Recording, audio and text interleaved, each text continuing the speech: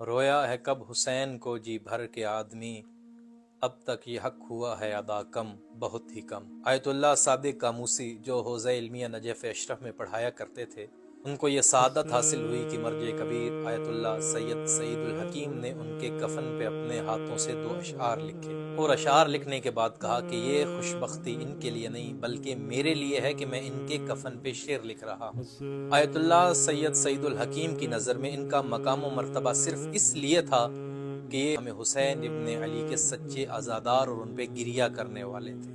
جب آیت اللہ قاموسی نجف میں پڑھایا کرتے تھے تب انہوں نے ایک دن اپنے باپ کو عالم خواب میں دیکھا۔ ان کے باپ نے ان کو خبر دی کہ بیٹا تم 3 دن بعد اس دنیا سے انتقال کر جاؤ گے۔ آیت اللہ قاموسی بیدار ہوئے اور یہ خیال کیا کہ اگر میں 3 دن بعد دنیا سے چلا جاؤں گا تو میرا وہ کون سا عمل ہے جو میں پروردگار کی بارگاہ میں پیش کروں اور پروردگار میری مغفرت فرما کے مجھ پہ اپنی رحمتوں کا نزول فرمائے۔ کافی دیر سوچنے کے بعد یہ کہتے ہیں میرے دل میں خیال آیا کہ اگر پروردگار کی رحمت چاہیے تو ایک عمل ہے جو سب اعمال سے افضل ہے، وہ فرزند زہرا حسین ابن علی کی ذات پہ گریہ ہے۔ انہوں نے خود سے وعدہ کیا کہ 3 دن میں تمام دروس چھوڑ کے صرف حسین پہ گریہ کروں گا، تو انہوں نے اپنے گھر والوں کو اپنے پاس بٹھایا، خود حسین ابن علی کے ذاکر بنے اور یوم عاشور کے مصائب یاد کا گریہ کرنے لگے۔ پہلے دن حسین ابن علی پہ گریہ کیا، رات کو باپ پھر خواب میں آئے، بیٹا اب تم 2 دن کے مہمان ہو، 2 دنوں بعد تمہاری موت ہو جائے گی۔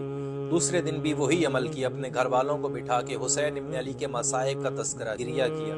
پھر باپ خواب میں آئے، بیٹا اب تم 1 دن کے مہمان ہو۔ تیسرے دن پھر حسین ابن علی کے مصائب کا تذکرہ کر کے جناب سیدہ فاطمۃ الزہرا سلام اللہ علیہا کو ان کے بیٹے کا پرسہ دیا۔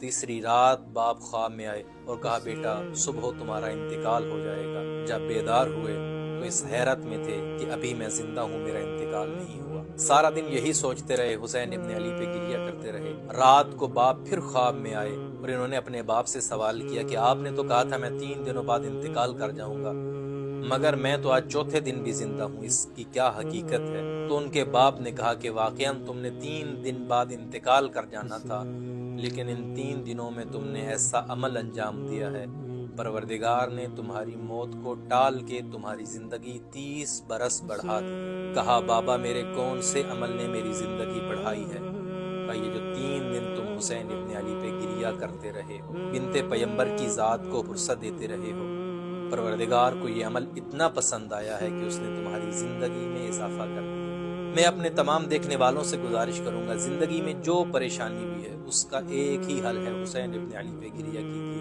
کوئی ایسی مرض میں مبتلا ہے کہ اس کا اختتام جلدی موت ہے، اگر اس موت کو بھی ٹالنا چاہتے ہو تو حسین ابن علی پہ گریہ کرو۔